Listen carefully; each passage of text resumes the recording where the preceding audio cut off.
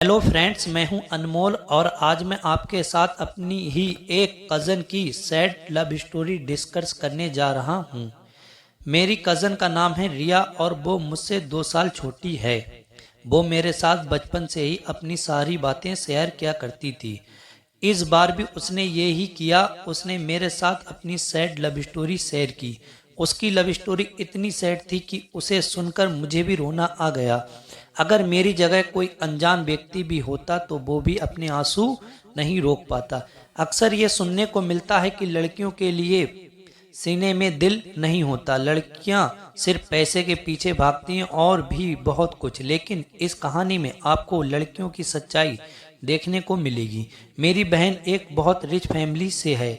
उसको अपने पैसे का बिल्कुल भी घमंड नहीं और जिस लड़के से वो प्यार करती है वो बहुत गरीब है। रिया की ट्रू लव स्टोरी कुछ इस तरह है।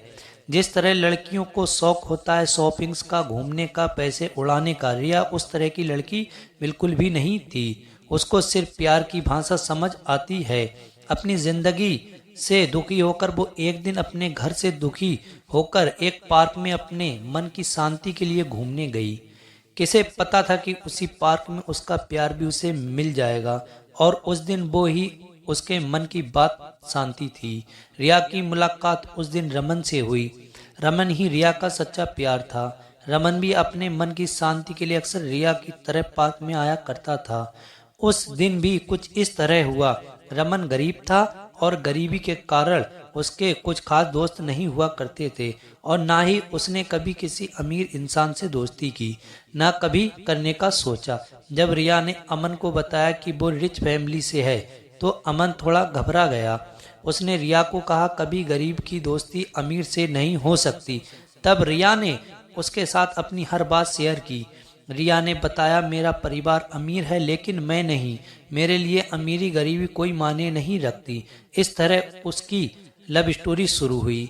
वो हर रोज एक दूसरे से मिलने लगे, एक दूसरे को जानने लगे, पहचानने लगे और समय के साथ साथ उनका प्यार और भी गहरा हो गया। उनके प्यार के बीच सिर्फ एक गरीबी और अमीरी का फर्क ही था, बाकी सब कुछ ठीक था। मगर रिया को इसका कोई फर्क नहीं पड़ता था। धीरे धीरे उनका प्यार और भी गहरा होता गया।